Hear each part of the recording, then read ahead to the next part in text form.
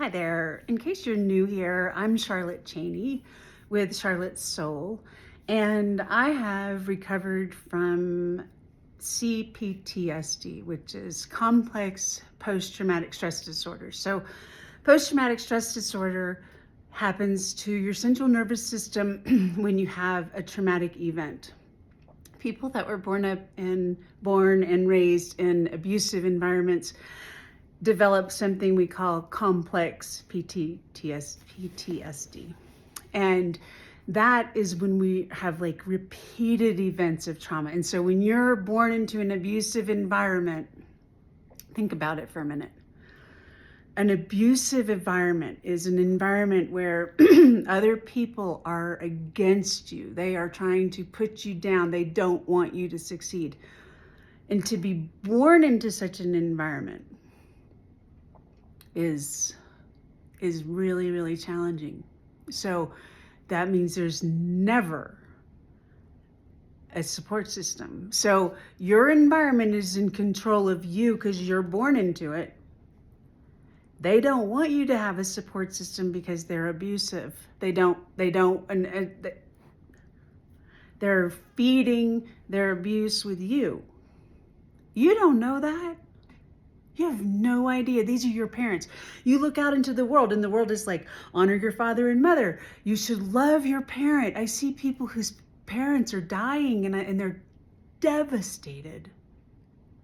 They're devastated. In fact, I have friends who are dying, who I know their children will suffer for the rest of their life because they've lost their mother. I don't come from that kind of an environment. There's no real relationships at all with anyone.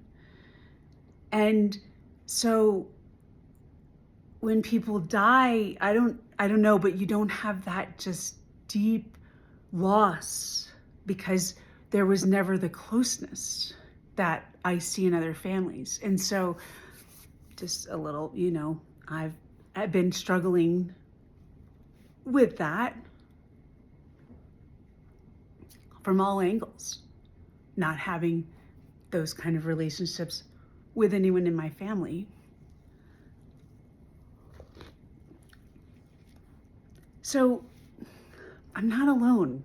Every time I share, people reach out and they're like, thank you for sharing. Thank you for sharing. And like more and more people I talk to on a regular basis, they're like, I'll just share something with them and they're like, oh, yeah, I was talking to someone the other day and he's like, yeah, I always wondered why my mom didn't leave my dad. He was really mean to her. And, I'm not going up to anyone and saying that was a narcissistic environment, although I know that it is. I'm an expert on it. I've experienced it like few others, honestly, just from so many different sources for so very long and recovered. And so I think the reason I have recovered is because I had financial resources to reach out to resources to save my life, and then also give me the opportunity and the confidence to move into an entirely different world for the rest of my life. And so that may be kind of complicated, but it's anyway, it's very hard to do these things. But if you're in an abusive environment, if you are in a relationship with someone who mistreats you, who makes you feel like you need to be a certain way in order to continue the relationship, that is abuse. You're not being hit. Nobody's taking, there's nothing tangible you can show anyone. When you're saying you're being abused, people are like, I don't see that. They don't see it because the abuser is a major pretender. And so you don't know that because you have a tender heart. You're a good person. There's not as many good people as there are other kinds of people. but the really good people can't see anything but the good in everyone else. And that's naive. It's whatever. It's foolishness.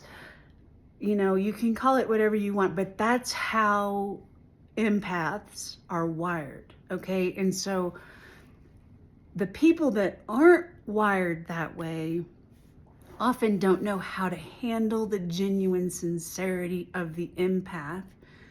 It's hard to trust because they don't have any of that emotional maturity or capacity to love. The capacity to love, they're not able to have that because the narcissism has hijacked their life and caused them to deliberately go out and hunt innocent people. You're like, you're out of your mind. Think it if you want. Go ahead. You can believe whatever you want. You can believe what you want about God. It doesn't change who he is or what he has said will happen, that he has thousands of years of proven prophecy. And you think you know better than that? Oh, that's not going to happen. Or, if it does, whatever, or he doesn't mean that. Well, that doesn't change who he is or what the truth is. You can believe whatever you want. And that is the same thing with abuse. So, it doesn't change whether it's real or not because you don't believe it. You just look at these people's parents or these people's spouses and you're like, there's no way. This person's lost their mind. You've already received a negative image of the abuse victim. The abuser will go out prior to any separation, which they know is inevitable. They know that they are going to hurt their victim to the point where they will die or they will just collapse or there's nothing left to get from them. So a narcissist they go out hunting for feed. They're looking for kind, innocent people. People prey on churches, companies. I'm watching it. My husband's a sound engineer, and I see these. Oh yeah, well they'll trust anything we say, and they go out and they sell these churches these like plug and play sound systems. That's a lie. But you just think because they're Christian and that's what they do, and you don't do your research because you're just doing the sound in the church because it has to be done. And there's no one that cares about it. And so these people come and they prey on these churches. They're like, oh yeah, we'll go in there and say, hey, I got this great system. You'll never need to touch it. Doop, doop. And these pastors are like, I'm in.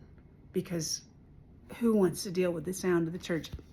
I happen to be married with a premier church sound engineer. This is the funniest thing. I'm just going to tell you this. So when we first met, we were practicing sexual purity, which, look how it worked out. It really worked out well. I'm going to say it again. We practiced sexual purity. And what that means was, despite the fact that we could not keep our hands off of one another, and I'm sorry, I'm so sorry. It was public all the time. I'm so sorry.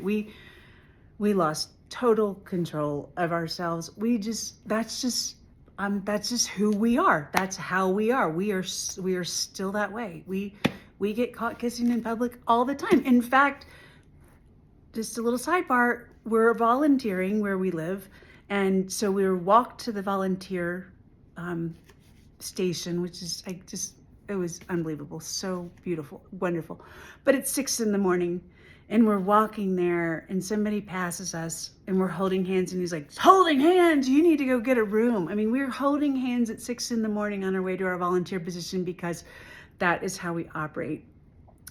Anyway, kind of forgot where I was going with it, but I just thought it was kind of romantic. Oh, I was going with the purity. So that is who we are. That is how we feel about each other. We always have, like from the minute we met, but we practiced sexual purity and it was so, so important.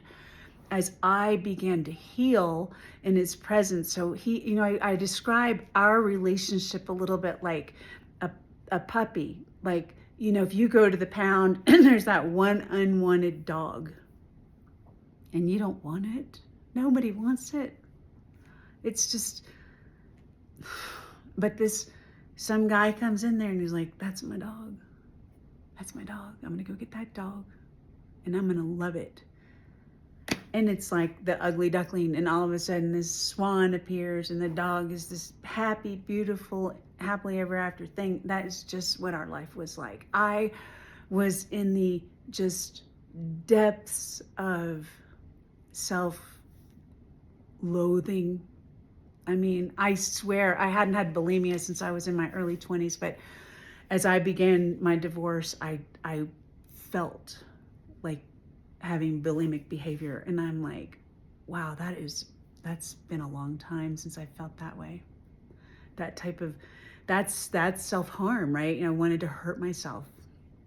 It was so difficult for me. I was married for 22 years, and I came from a background of wealth, inherited wealth. So really, to be honest with you, nobody worked. I never saw anyone hold a job. We didn't deal with like benefits or someone else's schedule. We never, as a family, I can just say, we never dealt with anyone else's schedules outside of schools or that kind of a regulation. We were on our own schedule, and we had enough money to live as we wanted to, which relatively speaking was pretty modest for the average middle class American. It was extremely extravagant, and that comes with its own set of guilt. It's amazing. One of the first things I had to do in my recovery journey was address my guilt for the money that I have that others don't have. God has blessed me with my very first, last best friend. She is my soul sister. We are this. I love her so very, very much, and she loves me. And we have gone through our trials together. We met in 2019, right after my family had conspired to destroy my second marriage. I mean, at that December of 2019, her husband died, and she was 30, and she had a 3-year-old daughter, and he had 2 teenage sons from a previous marriage that they were raising. And so I was in too much pain to really be a support system to anyone else, and so was she. But I was like, I see you. I see you, Katie. And she's like, I see you too. We're gonna do this. And I'm like, we're gonna do this. And there was just times we didn't even talk because we were both in just the tank of depression. And we just had to figure out how to get out of our space. And anyway, we did kind of parallel, and she did her thing and I did my thing, and we come from such total different backgrounds, and that is what is so amazing about our relationship. So Katie was working as the assistant manager of the Dollar General in our less than 30,000 people county in Western Maryland, Garrett County. Very proud of Garrett County. Very proud to be a part of Garrett County. And Katie is 20 years my junior, and she does not color her hair, and I have colored my hair since pretty early 20s. Katie carries her extra weight with pride, and I have always been shamed about my size and feeling just inappropriate for society if I'm carrying extra weight. So we have like So sometimes I'd be going to my big resort, and Katie is up on Easter morning working at the Dollar General because everyone else is called out sick. And so, we'd have holidays where, Christmas Eve, instead of being able to put her daughter down to bed, Katie's covering at the Dollar General once again. Every holiday, Katie worked. And I had a really awesome opportunity to grow through that being my best friend in the world. We don't have similar backgrounds. We really don't. Her parents met, they were working at Kmart. And my parents were like just, big private school stuff, and so we've had to kind of taken some time to teach each other about life. And she's teaching me how to have fun. She's kind of surprised because she's like, I'm not fun, because she doesn't think she's fun. She puts the F in fun. She really does. She is so fun. And so she's teaching me to have fun. So the way I was raised was kind of like the people in the palace. So I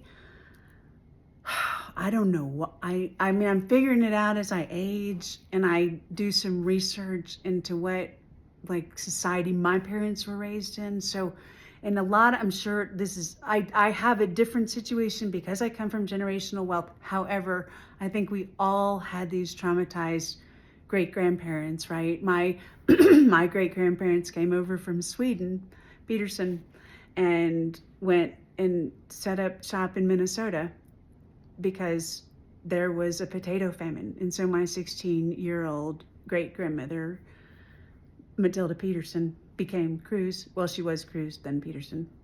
Anyway, she came over here, and and it was hard times, right? They had 11 kids that survived, and they had a home, and it burned down one time. And just my grandfather tells this story of just like, they just watched it. And then the school bus came and picked up the kids as their home burned down. And I mean, that had to have been so, so hard. And so then within society, people were thinking, well, you need money, and just you need money. And my great-grandparents were like, you need an education. And I so get it, because where they were coming from, it was so, so important. But our society has changed so much, and you don't. And I think it's such a shame that these smart people aren't going to trade school because of the social reputation of you need to have a degree. It may have been important, at the turn of the century, but it is still for some people, but not for all. And so I think there just became this caste over society that was like, you know what, you have to have money.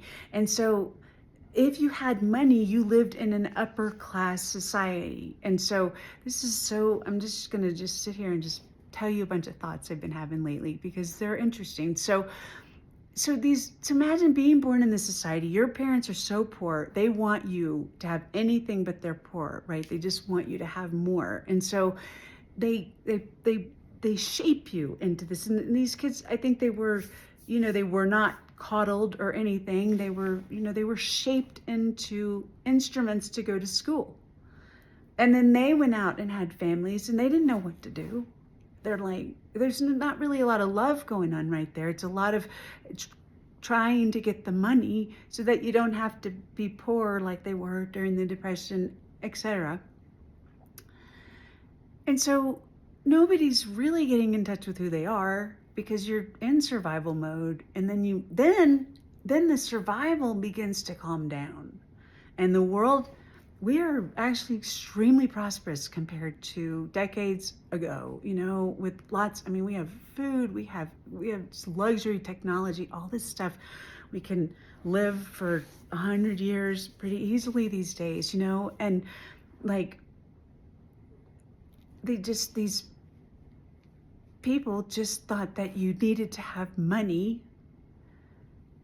and then the social stuff gets involved because people with money have social graces. And this is something I'm really paying attention to because I come from money, and my husband does not. And so he was not exposed to social graces because he couldn't be. They were like, a middle-class family working, doing what needed to be done to get things done. There wasn't a lot of luxury to worry about your table manners or to worry about social graces. And so that's something that we're, really kind of working through, right? It's not one's right and one's wrong, but society used to be like, you have to do it this way. So someone like me who was raised with money and that didn't come with all this pressure of work or any kind of pressure like that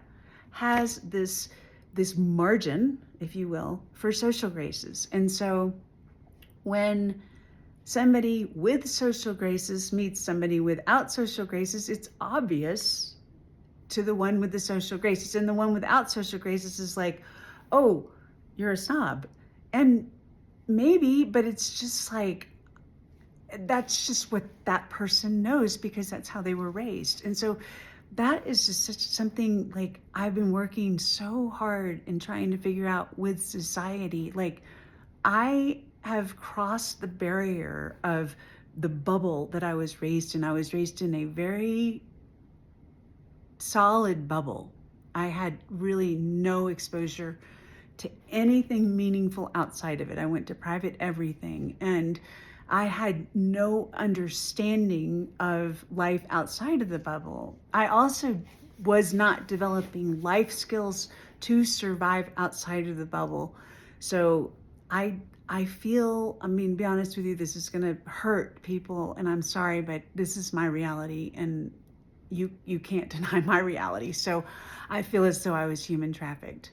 I was held in this bubble with an expectation over my life to serve the men of our patriarchal family, where women were, treated well. There was, you could have your money and you could go drive your nice cars and you'd get nice jewelry and all this stuff, but you had to put up with stuff. You had to turn the other cheek when something happened that you didn't like. And that's not a foundation for a relationship. And so when you're born into that, let's imagine you're a daughter and you've got a dad like that, and you're just like, you're an empath, like I'm an empath, projecting all my goodness onto a man who could care less about me. But I don't know, because I'm looking out into the world and I'm seeing all the father-daughter relationships. I don't know that there's people, that fathers that actually love their daughters, want to spend time with them. I miss that. I'm like, I didn't know that was a thing until I married Brian and I saw the way he loved his daughters, and I was like, oh, I didn't even know that was a thing.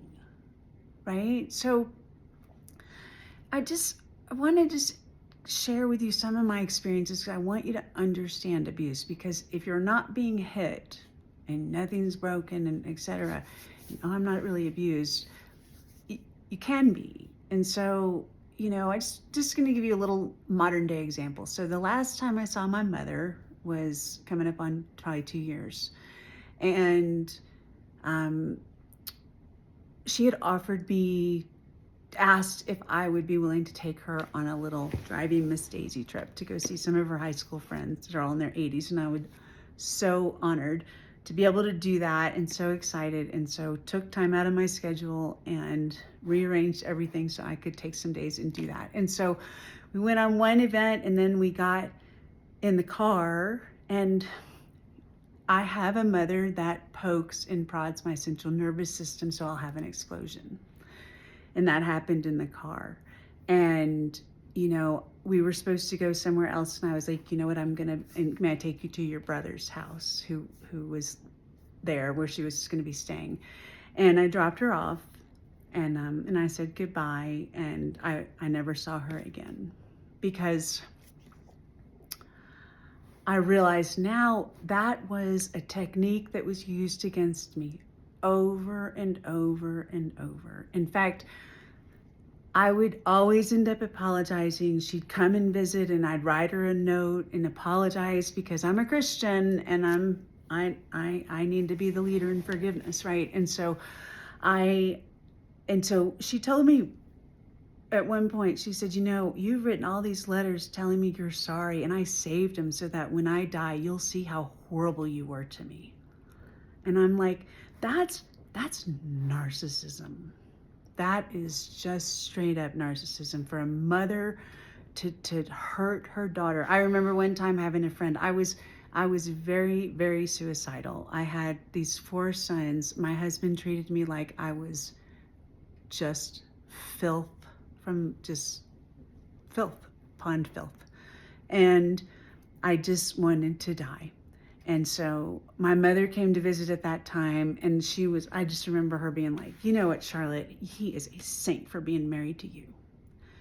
And I shared it with one of my friends in my Bible study, and she's like, you Charlotte, that's not really normal. That's not how moms should treat their daughters. And I'm like, what do you mean? Like, that's how it is. And I remember my youngest son we had a graduation party for him, and everybody came into town, and it was really, really special. And my dad comes up to me and he's like, I just want to ask you this for real. Are you wearing pajamas? I had these really cute jeans I'd gotten for the party, and they had like this cute, stylish little, leopard print, something coming through the knee. And, in the middle of the party, he pulls me aside for that. And I had a friend at the time who was like, Charlotte, because when I would go home and my parents would want to take me somewhere, they would make me change my clothes. Like, well, I'd like you to come see my office, but you can't wear that. Or I'd like you to come to the country club, but you can't wear that. And that is controlling what you're wearing. And I was in my 50s. And so when you're just trying to wonder, like, what are you talking about? That's the kind of thing. And so I was not in a place at the time to stand up for myself and say, hey, beat it. I don't want you at my party if you're gonna criticize me or make me self-conscious in the middle of having all these people here and trying to celebrate my child. Have my dad come and criticize me. And that's just like the tip of an iceberg. I mean, that was like 55 years of having a father treat you like you're fat, you're undesirable, you're unlovable, you'll never amount to anything, and just projecting this stuff onto me. I did not know that's what was going on. I didn't know he was projecting onto me. I thought he was telling the truth. He's my dad. I thought it was true. And then a couple years ago, I'm in a counselor's office. I've been in there for a while at this point. I'm well into my book at this point, and I've been bringing parts of my book to read to her sometimes, because she'll be like, what's up, and I'm like, here, let me share with you what's on my mind. And so she was just like, I can't wait till you read your Audible book. And I'm like, oh, and it's under contract with including that, which is awesome. So anyway, I just remember one day she was like, Charlotte, there's nothing wrong with you, right? And I'm like, no. I mean, what do you mean? Like, she's like, there's nothing wrong with your brain. I'm like, there's not? I mean, because we've been doing this thing for a long, long time.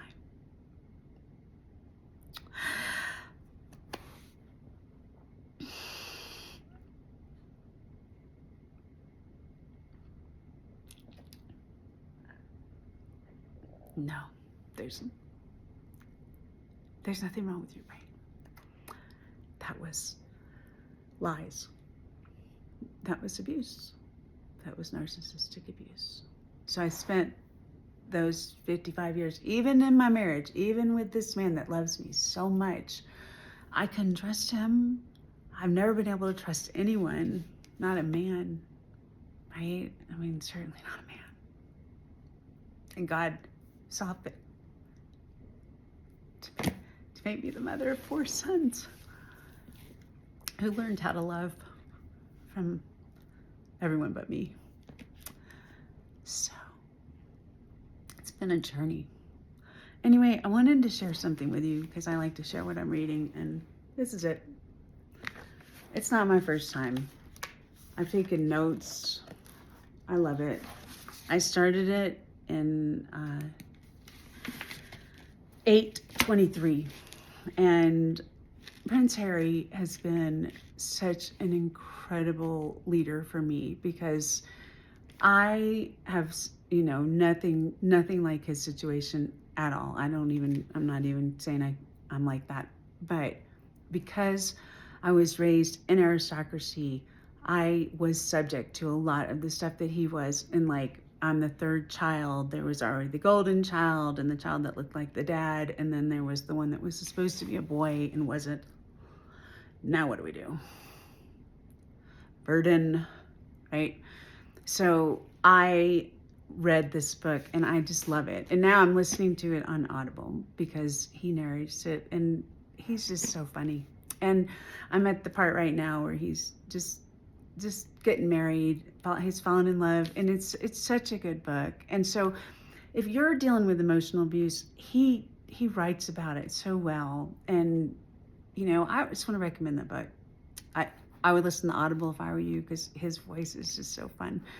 And I just want to celebrate what he's done in the road he's taken, where he very courageously came out and has used his voice for the first time. It's really given me the courage to use mine.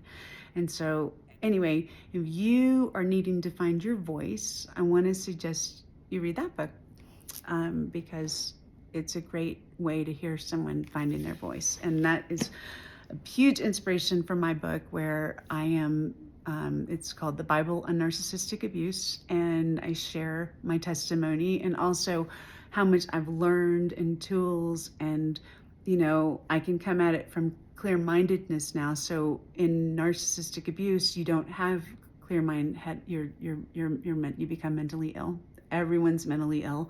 The abuser, the abusee, everyone, and that doesn't mean you're labeled boom mentally ill, permanent. No, it means that the traumatic effects of the abuse or whatever you've been through has put your brain, you have a chemistry system within your body that you probably don't spend a lot of time thinking about because you might have so much going on up here. But, you get into this survival mode and nothing makes sense. You're just in a panic mode at all times. And that is because your environment is coming at you. And, as I've shared, I was born into that kind of an environment, and I was born in with abusive parents. And it is very, very challenging and causes you to have behavior that you're not proud of. You're like, the true version of you is not proud of who that person is in survival mode because it's not you. It's this creation that comes out when you get abused. And then your parent, your spouse, your child, your sibling, whoever it is, boss, neighbor, whatever, they can take that behavior where the central nervous system had the explosion, like I said I had in the car with my mom the last time, and point fingers at you. Like, I can just imagine when it was said, like, my mother appeared at her brother's house early, and what happened? I don't know. Charlotte had an explosion in the car. Something's so wrong with her, right? Not, oh, well, I needed a little narcissistic feed, so I picked up a real sensitive thing and twisted things around and brought it up as though that was truth, and let her try and defend herself a little bit and try and tell me the truth, and then just turn it and twist it and went blah. Then I can call her hysterical. And it's a great pattern that prevents me from having to self-reflect, right? That's what a narcissistic mother does. And there's different forms of it, different degrees of it. Some of them really hurt their children, poison them, do all kinds of stuff. I don't know. But like, if you were born into a healthy environment, Praise God. But let's not be short-sighted to the fact that many people are not. And you can't tell by the way someone looks whether they were born into a healthy, emotionally healthy environment. In fact, the more likely of people being born into wealthy environments are more increases the likelihood that they're born into toxicity. The more materialism is, the more toxic things are, the more the social graces, the rules, the presentation. I mean, it robs you of your life. Materialism just takes away your life. It runs your life. And so I just want to share this stuff with you. I want to introduce myself to new followers and tell you thank you for being here. I'm Charlotte Soul, 2 S's in the middle. And I'm glad to have you here. And my goal is to share my reality very transparently so that in case something that I have been through that you're involved in now, and you're unable to see that it is abusive, I want to be able to share with you and help you understand that it is abusive. If it is, you'll know. It's very simple to tell. It's not a complicated thing. It's just that it's become complicated to you because your brain's been beaten and battered and bruised so that you can't use it and think about things and process the fact that you're being abused, and that all you need to do is get out of your head and into a different space, and your healing will begin, and you can be perfectly healthy. You may think that your brain is damaged beyond repair, and that is what they want you to think, because that makes you dependent on them, and then they are in charge and they have the control and the power. They can hurt you to smithereens, but you'll come back because you're reliant on your abuser. It doesn't have to be that way. You can be reliant on God. So let's go there. If you have received Jesus as your Lord and Savior, then you are what we call a Christian. You may not want to feel like a Christian because you're like, well, Christians, they just, you have whatever it is you think Christians are. You don't want to be one. I get it. I don't either. I really don't. I didn't want to get like a Christian publisher. Because I get all that, and I don't like being associated with Christians. I don't like that. But the fact is, I am one. And hanging out with other Christians is a good thing. And I get that through church. I get that through all kinds of activities. You may not know this, but I recently moved from Western Maryland, Garrett County, to Colorado.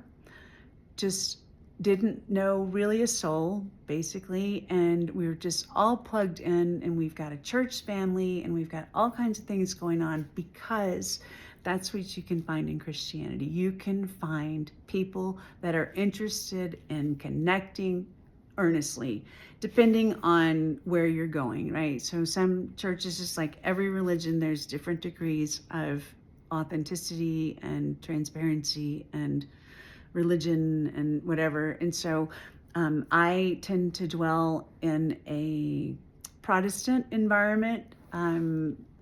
Middle class is my very most comfortable zone, and just really growing with these folks and relating and learning, and we get together, we pray once a week together, and then we worship together, and we're just kind of getting started as a new church family. It's just budding, and so we're just like starting new things. And we had a meal together a couple weeks ago where our pastor preached to us about the value of opening your home and having people at your table, which is something I will say that my mother did very, very well.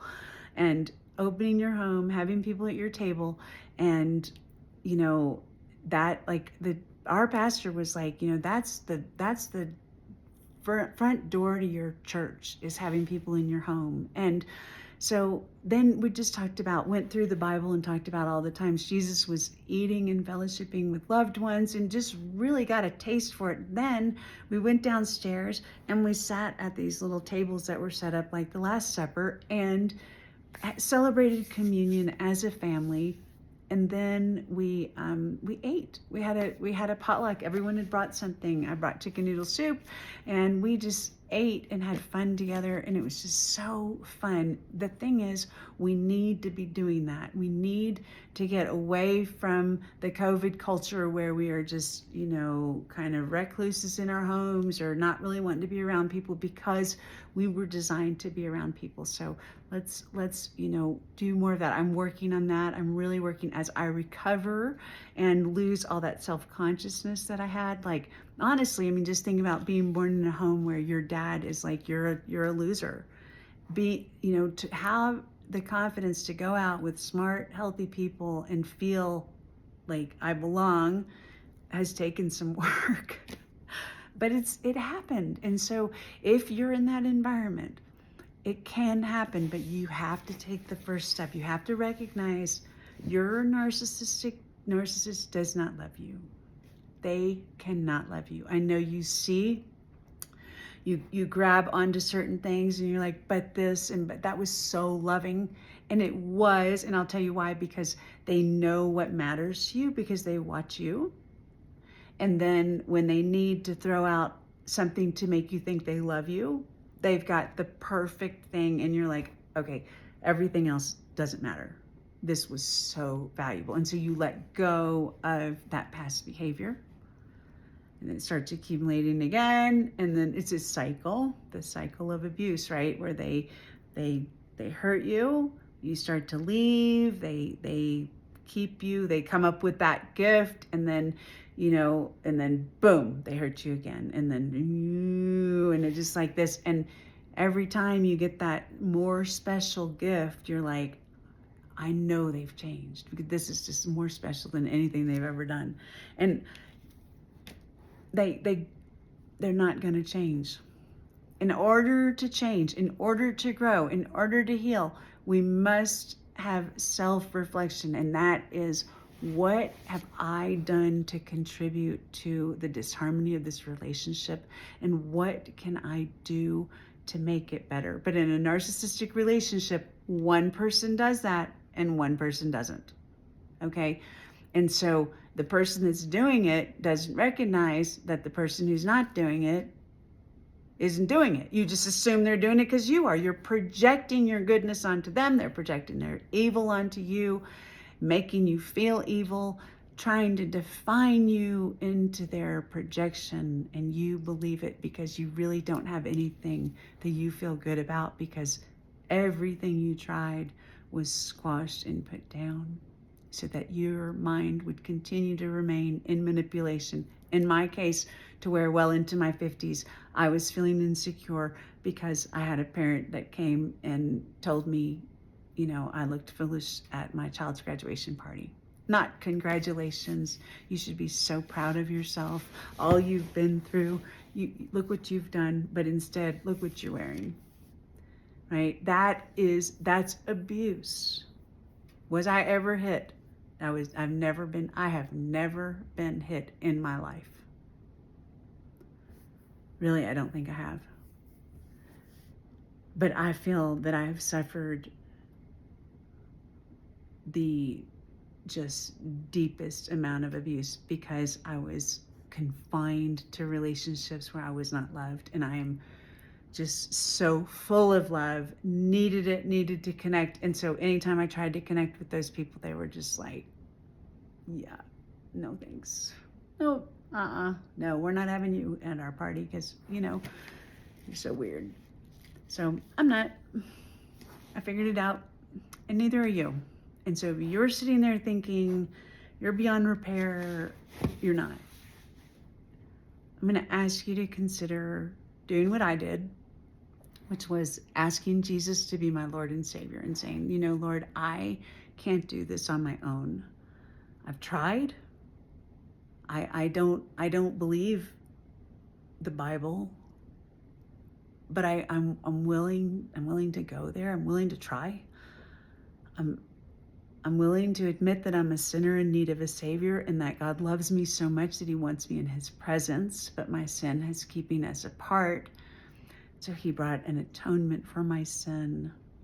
And then in the Old Testament, they slaughtered animals and did all this stuff. And then the Lord had the new covenant, which was His one and only Son, Jesus, who left the comforts of heaven as a sacrifice to come to earth and indwell a body that was going to be full of temptation and, pain.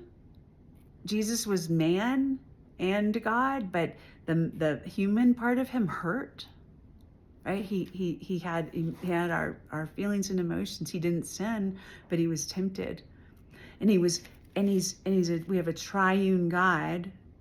It's so complicated, but it's one God with the triune. We have the Father who sent the Son, who left the Holy Spirit. So when Jesus died and for our sin, that meant that moving forward, anyone who believes that Jesus died for our sin and receives that as, I don't know any other words but propitiation, but as propitiation for our sin, the exchange of our sin. So here's my sin. I'm taking whatever that grace and mercy of a God that loves me so much, that would leave the comfort of heaven, come down to earth, take on the form of a man, live a hard 33 years, no doubt. I mean, life is just hard, right? But with its blessings, and then willingly be crucified, like nails in your hands or your wrists and your feet, just hanging there, suffocating for our sin. After being flogged and teased and taken, his clothes were mocked, and he didn't even do anything wrong.